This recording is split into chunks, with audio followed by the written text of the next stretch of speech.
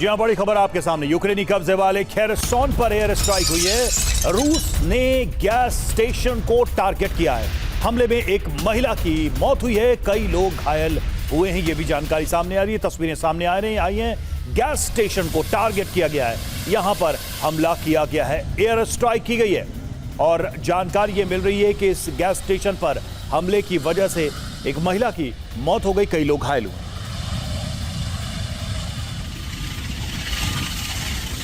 ये तस्वीरें उसी गैस स्टेशन की हैं जहां पर ये अटैक किया गया है। ये देखिए, जो घायल लोग हैं वो भी सड़कों पर मौजूद है। एक महिला की मौत की जानकारी सामने आ रही है। इस हमले में यूक्रेनी कब्जे वाले खेरसोन पर ये एयर स्ट्राइक की गई है। रूस ने गैस स्टेशन को निशाना बनाया है।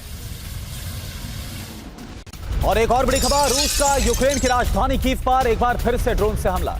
खाना बनाने वाली डेयरी पर हमला किया गया। ये देखिए आप, बच्चों के लिए खाना बनाती है ये डेयरी और इस पर हमला किया गया। इससे पहले हमने आपको दिखाया खेरसोन में किस तरह से एक गैस स्टेशन पर हमला किया गया, वो इलाका जो कि यूक्रेन के कब्जे वाला है। और रूस ने साथ ही साथ यूक्रेन की राजधानी कीव में भी हमला किया। ये देखिए दो तस्वीरें आपके सामने, किस तरह से कोहराम मचा के रख दिया है रूस ने बीते 24 घंटे में यूक्रेन के अंदर जो हमले किए हैं।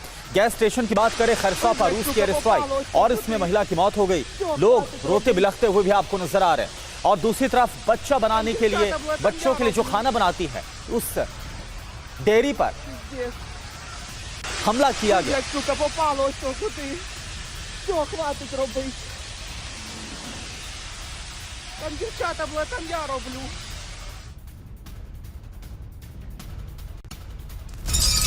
इधर रोमानिया में बड़ा ड्रोन अटैक हुआ है और कॉन्स्टांटा पोर्ट पर जोरदार धमाका हुआ है। धमाके के बाद पोर्ट पर मचा हड़कंप। जबरदस्त धमाका, तस्वीरें सामने आई हैं और बताया जा रहा है कि ये पोर्ट है। पोर्ट के पर धमाके के बाद ये हंगामा, ये स्थिति पैदा हुई है। देखिए किस तरह से धुएं का गुबार आसमान में ऊंचाई तक उठता जा रहा है। कॉन्स्टांटा पोर्ट बताया जा रहा है जहां पर ये जोरदार धमाका हुआ है, ये जबरदस्त ब्लास्ट हुआ है। और देखिए रोमानिया को लेकर बड़ी खबर है। रोमानिया के ब्लैक सी तट पर गिरे हैं ड्रोन। 3 ड्रोन मिलने के बाद पूरे इलाके को सील कर दिया गया। सुरक्षा एजेंसियों ने ड्रोन को डिफ्यूज किया है। जांच में जुटी इस वक्त सुरक्षा एजेंसियां और इसके बाद अलर्ट है। आपको बता दें कि रोमानिया की अगर बात की जाए तो ब्लैक सी के तट पर 3 ड्रोन मिले हैं और इसके बाद पूरे इलाके में हड़कंप और इलाके को सील कर दिया गया है। जांच जारी है।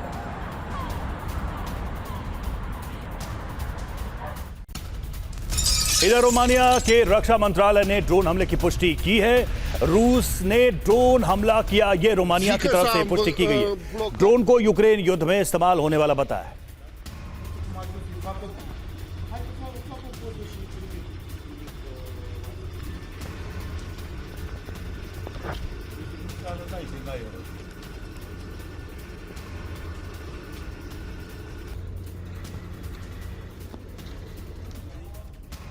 तीन तस्वीरें आप देखिए। कॉन्स्टांटा पोर्ट पर जोरदार धमाका होता है। रोमानिया के ब्लैक सी तट पर ड्रोन गिरा है, जिसकी पुष्टि रोमानिया ने की है। ड्रोन से हमले किए गए रोमानिया पर रूस के द्वारा। तो आप देखिए रोमानिया तक इसका दायरा बढ़ता जा रहा है। इसी वजह से यह सवाल उठ रहा है कि क्या अब जंग का दायरा यूक्रेन की सीमाओं को पार कर चुका है।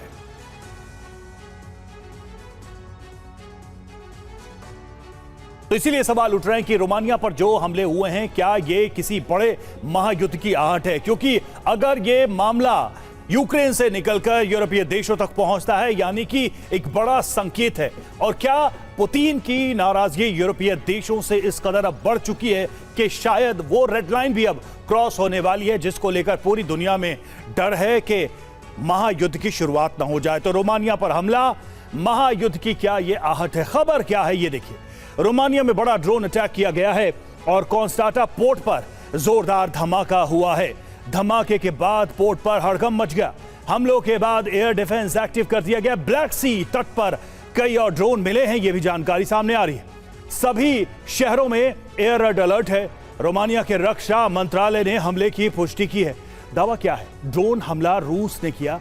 यूक्रेन में इस्तेमाल होने वाले ड्रोन से हमला किया गया। बड़ी बात यह कि एक हफ्ते पहले रूस ने किया था हमला। ड्रोन हमले से रोमानिया में जबरदस्त तबाही मची है। अब आगे क्या होगा ये भी देख लीजिए। युद्ध में नाटो की सीधी एंट्री की आशंका है। यानी कि नाटो की एंट्री अगर हो जाती है तो आप मान के चलिए कि इस युद्ध को विश्व युद्ध ऑफिशियली कहा जा सकता है, क्योंकि अब ये संकेत दिखाई दे रहे हैं। रोमानिया पर यह हमला उसी संकेत का एक चरण कहा जा सकता है।